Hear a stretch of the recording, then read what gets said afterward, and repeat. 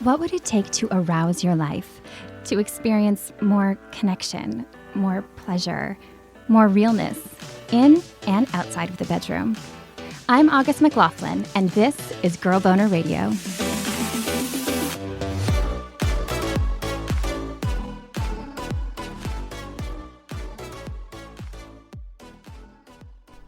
If one orgasm is incredible, are several in a row always better? That might seem like a no-brainer, but like so many sex-related questions, the answer is it depends. Still, it is pretty hard to argue the idea that multiple orgasms can be mind-blowingly awesome. In this Girl Boner episode, we'll dive into the land of multiple O's with sexuality experts who've experienced them. And yes, you'll hear some juicy stories. First, I'm excited for you all to get to know one of the experts, Lala, since it's her first Girl Boner appearance.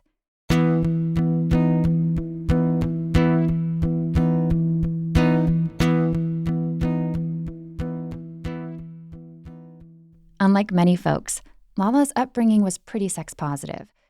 Well, at least on the home front.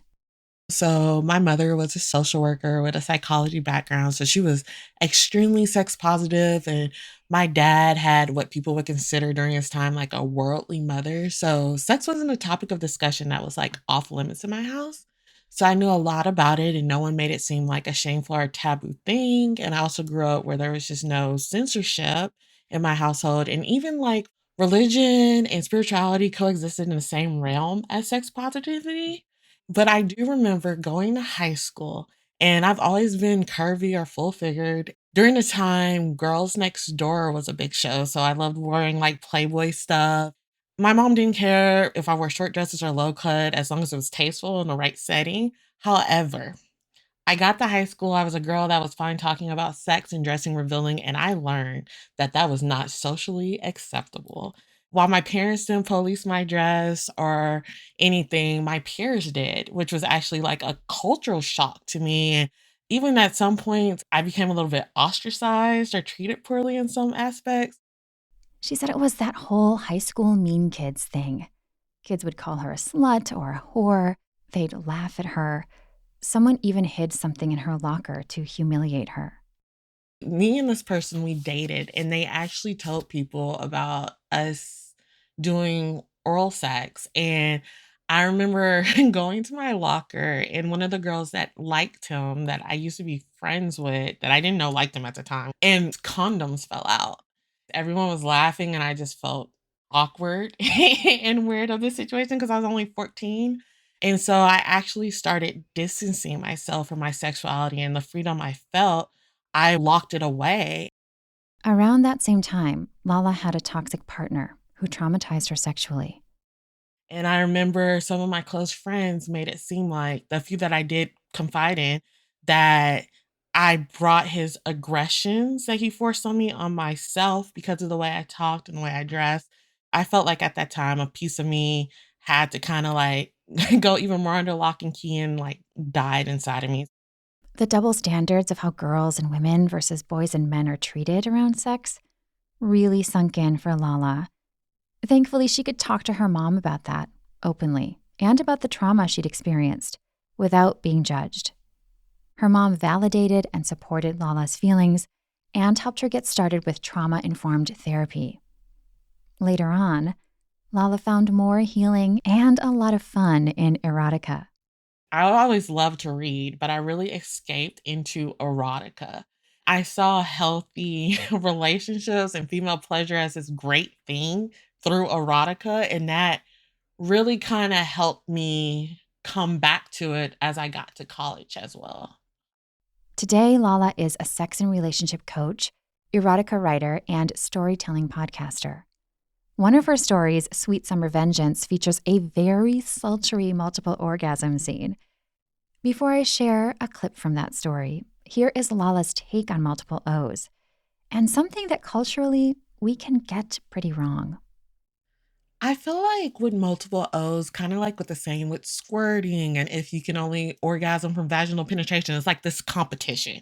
It's not valued as, oh, this is how I seek pleasure, and this is how my pleasure comes out of me and shines. Like it's like a competition. So it's always like women are even competing with each other on how they orgasm. In the patriarchal society that we live in, it's kind of like a badge of honor to show men, oh, you did such a great job. So I orgasm multiple times versus I got pleasure, I allowed pleasure in, and this is how my body reacted or responded. I love that she brought all of that up. I'd hate for anyone to hear this and think that experiencing multiple O's makes you somehow cooler or that there's some sort of orgasm hierarchy. There definitely isn't. I think the best orgasms and the best pleasure stem from easing up on ourselves. That's basically the opposite of competing. Of course, we are both fans of spicy play and pleasure, and Lala has experienced both in the form of multiple orgasms. Like this one time. I was in my like mid 20s. At that point, I had a few partners and I could not orgasm with them. My now husband, who I was dating at the time, is almost 15 years older than me. It was the first Thanksgiving together and it was the best sex of my life. He cooked for me and we drank wine and I was able to relax and be more present in the moment. He allowed me a safe and respectful environment to have sex, which also helps.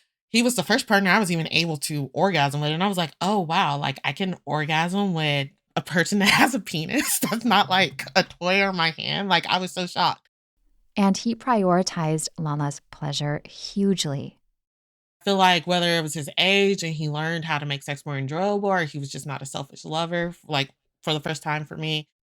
They also had great physical chemistry, and their bodies moved so well together. Plus, he had some moves. During oral sex, he gave me a clitoral orgasm. And so then when we went to like vaginal intercourse or what we call PMV sex, I think I was like in doggy style. So the deeper penetration stimulated my G spot. And as he played with my clitoris, he gave me kind of like a blended orgasm and I orgasmed and he kept going. So when he reached climax, but the craziest thing to me was after he got done and pulled out, my vaginal walls like continued to convulse, my clitoris continued to throb, my body was tossed into another orgasm, and then it was another wave that hit me until it finally stopped, and I was just like 3 times without him even touching me, and I was like, "Oh my gosh, like, what the heck?" Like, my body just had a multiple orgasm. Didn't even Ah, think that was a thing, and I was super shocked, so yes. ah. I feel like, I mean, I think there can be value in, attempting if somebody wants to have more than one. But for me personally, in just life with orgasms, I feel like the surprises are extra special because there's not the pressure either. You're not like, I'm going to see how many I can have. And I love that that was a surprise for you. How did you feel Yeah. afterwards? Like, did it impact how you felt about your body or orgasms or anything? So I will say at first, and I think too, because of my age and just my sexual experiences, I was kind of ashamed and then shocked. And of course, quite naturally, it was an ego stroke from my now husband. But also, too, I learned while it's quite an experience, and even now, sometimes I still have them sporadically. I'm not a fan of them because it just becomes too overwhelming for me. And like I always tell my husband this, like there's this guy that gave phenomenal oral sex, but it was too good to the point where I felt like I was gonna pass out. And with multiple orgasms, that's how I feel. So it's just not a thing for me. But anytime my body has it, I think in my head, wow, I've reached the highest level of pleasure I can experience. That means I've really let go of everything and I'm having mindful sex and I'm really enjoying the moment and seeking that pleasure. And that's how I look at the situation more so than, oh my gosh, let me have all these orgasms. Because I feel like people focus on sex being great if I had an orgasm versus did I feel more connected to my partner or partners, or did I actually receive pleasure in that moment? I so appreciate Lala's honesty and that while the best sex she's had involved multiple orgasms, they're not something she craves or seeks out. And she's good with that. Especially given her expertise, I think there's a lot of permission there for all of us. There's also a ton of value in fantasizing about orgasmic experiences, whether we replicate them or not. One of the reasons I wanted to talk to you about this topic is because you really specialize in fantasy with your beautiful erotica work. Would you share some thoughts on kind of how fantasy and erotica, whether it's reading or listening to your podcast or an audiobook. How can all of that, especially for women and folks with a vulva, like if we're wanting to get really turned on or potentially have surprise multiple orgasm, what role does fantasy and desire play? Yeah, so like just even speaking about erotica, like one of the ways it can help have like multiple orgasms or heightened pleasure is that it improves your sex life indirectly by lowering your inhibition. So you're feeling more adventurous in bed, you're feeling more sexually confident, and you feel more open to experiences. And then it also helps you normalize conversations with your partner around sex and the desires and the kinks and stuff that you want to try. And so with erotica, lowering your inhibitions, that allows you to get in a better headspace for sex and be like more grounded and present in the moment. And the more you're mentally in that moment and able to connect to all five of your senses, you're able to achieve your highest level of pleasure because your biggest sex organ is your brain. It also helps you get aroused and it gets those juices pumping and the natural lubrication. Think of it as like a solo pregame. So, women that are vulva owners need a little bit more time to get fully aroused than typically our male partners, if your partner is a male or a penis owner. I always think of getting into that mindset so you can start using erotica to become more aroused. And then the more aroused you can get, the more turned on you are, and that increases your likelihood of reaching orgasm. Also, holy spicy daydreams. Erotica is such a powerful sexual tool because it taps into your imagination and sex should be fun and playful. So it provides you with sexy scenarios and ideals of ways to play with your partner or new positions to try out, even how to reach orgasm based on what you've read in that book and the different things they've done in different scenarios. Case in point, Lala's story, Sweet Summer Vengeance, which she described as a sexy romantic suspense story about a young woman who is super hung up on her haughty surfer boyfriend. He's a bad boy and she's willing to do anything to show him that she loves him, but like, how far is she willing to go? Lala told me she included a multiple orgasm scene because of the power exchange that unfolds after the leading lady auctions off her virginity. And she's like, "Oh, well, I've heard girls talk about it. It's not going to be pleasurable anyways." So, my goal was to show that not only could your first time be pleasurable if you're with the right partner, but it can be earth-shatteringly great. Here's a clip from that two-part story on her podcast, Lala's Bedtime Tales. As a heads up, it's really, really hot. So if you're driving or operating, I don't know, heavy machinery right now, you might want to pause. He teases me with the swollen head of his dick positioned at the entrance of my desperate, sopping, wet pussy. I feel a sharp pain on my collarbone as something sharp digs into my skin, like he's carving letters into my chest. He licks away the pain as he shoves into my hot, wet core. I let out a deep, throaty moan of pleasure, enjoying the feeling of being stuffed full of his enormous dick. My mysterious lover moves inside of me, slowly circling his hips, massaging my pleasure spot. His lips connect to mine, and I taste something warm, wet, and metallic on my lips, but I can't put my finger on it. He bites, licks, and sucks on the painful spot on my collarbone as he fucks me hard and rough into the mattress, giving my pussy a good pounding until I'm coming so hard I think I might pass out. He pulls out of my pussy as the last wave of my orgasm hits, coming all over my tits. My mystery man rolls me over on my stomach, leaving me no choice but to lie face down in a pool of my saliva and the remnants of his cum. But I'm too sexually satiated and weak from my orgasm to care. I'm lost in thoughts of wanting to never leave this euphoric dreamland, a holy grail of luxury, living in multiple orgasms. I barely notice my wrists becoming free of the cuffs until he massages the filling back into them. Next, my anonymous lover undoes the snaps of the leather that's securing the ring in my mouth, providing me with some relief of finally being able to relax my stiff, sore jaw. I gasp in shock as I feel the soft black silk slip from my eyes.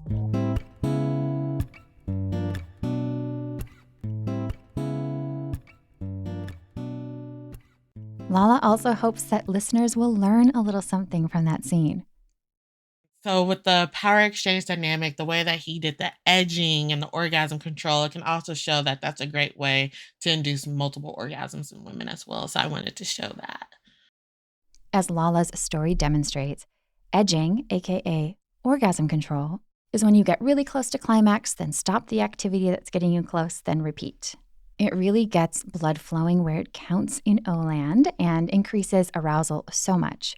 And that is often a huge key to experiencing one orgasm, 2, 3, or more. Speaking of revving up your boner, Lala pointed out how helpful internal clitoral and G-spot stim can be for serial orgasms too. It's easier typically to do it after clitoral stimulation because our clitoris extends internally and what we see is just the tip of the iceberg.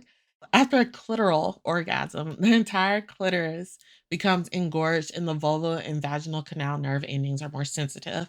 And the clitoral tissue that creates the G-spot is more easily found and felt as well. Seriously, don't ignore the inner parts of the clitoris.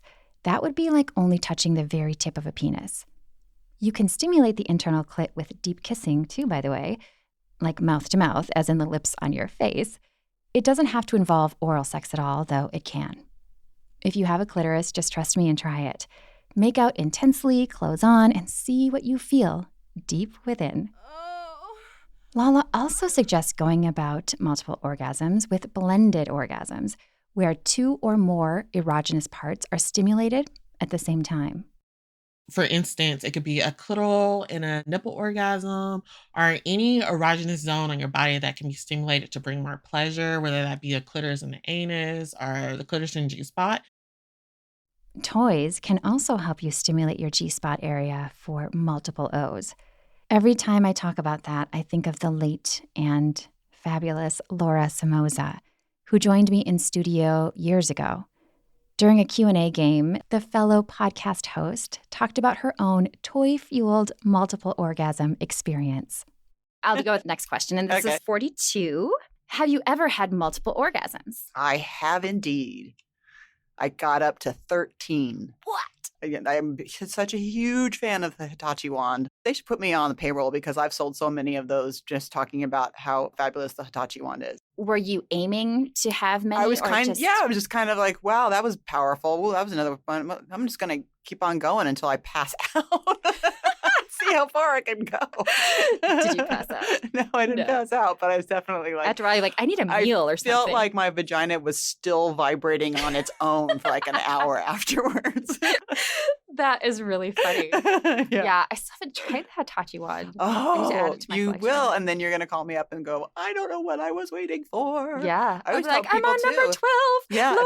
If they've never had an orgasm, I mean, that's really one of the best ways. Because just the vibrational tone of it, for whatever reason, works with so many women. You know, it looks like the 70s massager that your mom had, you know, which now you really know what your mom was doing, which again is probably not a visual that you want to have now, but sorry. And it's just, you know, within like 30 seconds, you're just going to be like, boom. Yeah, it's powerful.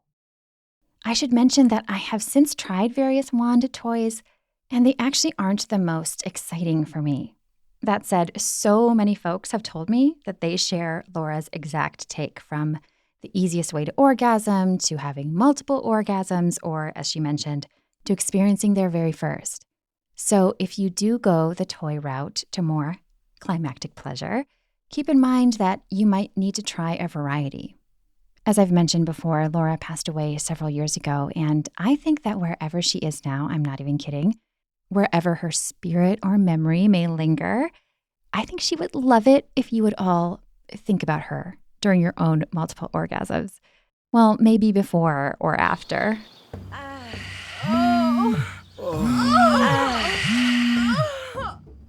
Lora, seriously, those vibes are for you.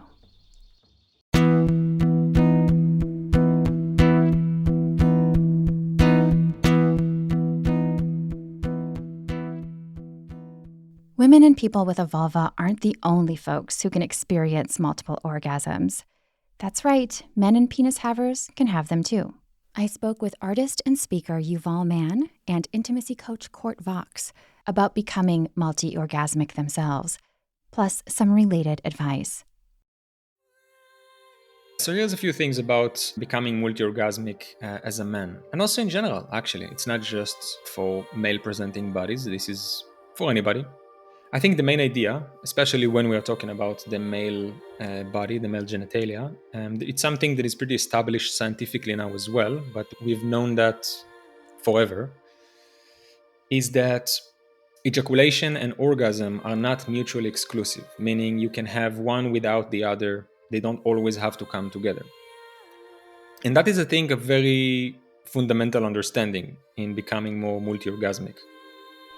And on a personal level, the whole point for me in opening up to my full orgasmic capacity or my full orgasmic spectrum is less about chasing some peak experiences of orgasmic pleasure and more about opening up to the idea that everything is welcome, that sex and orgasms are not some kind of end goal of some sort, but rather a full spectrum experience that you can experience throughout an entire sexual experience and throughout your entire life. It's less about having a multi-orgasmic experience and more about living an orgasmic life. A byproduct of that is being able to separate ejaculation from orgasm and having full body orgasms and, being in full control of ejaculation and ejaculating more intentionally when I feel like it and where I want to and where the moment is asking for it rather than something that happens without me wanting it. But that's just a byproduct of living an orgasmic life, which is celebrating pleasure in all aspects of life, which is following the subtle thread of your body's natural needs and desires in any moment and embracing them all. It's in all things, I wake up in the morning and I really deeply feel like what feels more pleasurable right now. And it's not a pleasurable seeking kind of hedonistic obsession with, lustful fulfillments. It's more about what lights my fire most, what feels most exciting. So if I'm eating, I'm not just going to eat to fill myself. I'm going to feel into what does my body really genuinely want right now. I'm gonna, maybe now it's time for self-care or self-pleasure or taking a bath or taking a walk and really feeling the sun on my face. Breathing in a way that is intentional and deep and nourishing. And even in sex, I'm not just performing for something or someone. I am following the thread of my own pleasurable aliveness. I'm following my pleasure. What feels most exciting? What feels like a full body fuck yes right now?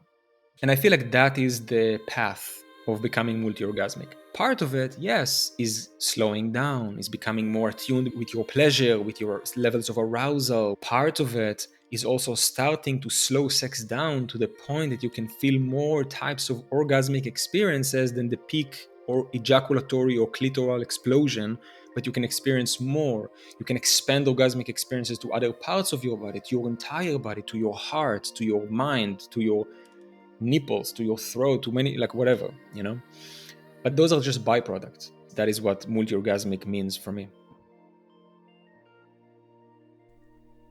Separating orgasm from ejaculation is also known as semen retention, and there are a bunch of ways to explore and go about that. The edging practice Lala mentioned, for example, can help. You can also try Kegel exercises paired with the mindful awareness Yuval touched on. Kegels flex and strengthen your pelvic muscles for greater control. Court has experienced another type of multiple orgasms where ejaculation does happen more than once. And regardless of the type, he wants folks to know that serial O's are worth embracing. Some people are having orgasm that they're describing as like energetic orgasm, and I want to name that I also have that, which is incredible. Like I don't have to ejaculate. I can have these like rolling energetic orgasm. It's a different feeling, of course, and they're wonderful. So, if you feel like you're having spasm in your body, like roll with it. That's delicious. Don't think there's something weird about you. Just lean in. I've had a lot of people say to me, people think it's weird, so I stop it. I'm like, no, lean in. Yes, please. But I noticed that I can access my prostate actually from the outside. So if I kind of put my hand, sometimes very softly, and other times it has to be deeper, just above my pelvic bone, I can kind of massage my prostate, which is an incredible feeling that, I coach people to try. Not everybody can feel it. Everybody's body is different. And then also I use a breath technique called the Big Draw that's used by Montauk Chia that you can read more about in The Multi-Orgasmic Man. Really, the Big Draw is used more as like a way to kind of move the energy throughout the body so that you don't get blue balls, so that doesn't get stuck in that area. But how I have used it a lot, like if you're thinking about your ejaculatory orgasm as steps, and I'm sort of getting to an 8, I can start to increase my breath pattern of which is part of the Big Draw. And as I'm getting more to a 9, I'm getting to this place where I'm taking my deep breath in and I'm holding. As I feel myself getting more to a 10, I'm holding and I'm clenching everything in my body. I'm clenching my muscles. I'm holding my breath. And then when I'm continuing to stroke myself. And as I'm ready to ejaculate, I release everything. I release my muscles. I release my breath. I release my ejaculate. And a lot of times it will come a little bit. I'll have a first wave, and then it'll have a second wave, and then it'll be a third wave. Fourth and fifth waves are a little less common. I'll say that the fifth wave I've had maybe twice. And how do you feel afterwards? Oh, I feel so good. I feel clean. That's the only way I can describe it, is like I feel clean, like I've been cleansed. This feels a little bit rhetorical, but is it something that you recommend? Obviously, you wouldn't dissuade someone from it, but do you think that folks should aim for this or try it if they've never had multiple orgasms? Why not? What I would invite is to not get discouraged, because what I know about humans in general, and also masculine identifying bodies, is that we do it once and we go, fuck, I didn't get it right. I can't do it. My body doesn't have the capacity. And what's true is it takes time to build up to some of these things. And you might do it on your first time. I don't know. Everybody's body is different. You may never do it. So if we could just do less comparing and contrasting to each other's bodies, we'd be better off. Last for today, another tip from Lala, a practice that can pave the way to more pleasure and, yes, multiple orgasms, no matter your gender or body parts. Once again, our brain is our biggest sex organ. I always ask myself, what am I feeling? What am I smelling? What is my partner saying? So I can stay grounded in that moment. You want to be in the moment, be mindful, be present, and focus on the pleasure.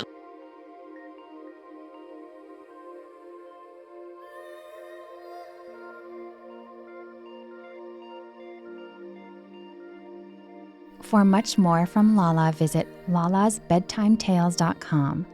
There you can find her podcast and an educational hub, which includes guides for best erotica picks and pleasure. She also offers workshops and has a robust YouTube channel. Learn more from Yuval at yuvalman.com and more from Court Vox at thebodyvox.com. Both men offer courses and events aimed at topics like deepening intimacy and transforming your sex life. If you're enjoying Girl Boner Radio, please rate it and make sure you've hit that follow button on your favorite podcast app. Ratings and reviews really help ensure that more folks find and benefit from the show, and I read and appreciate every single review. As always, thank you so much for listening.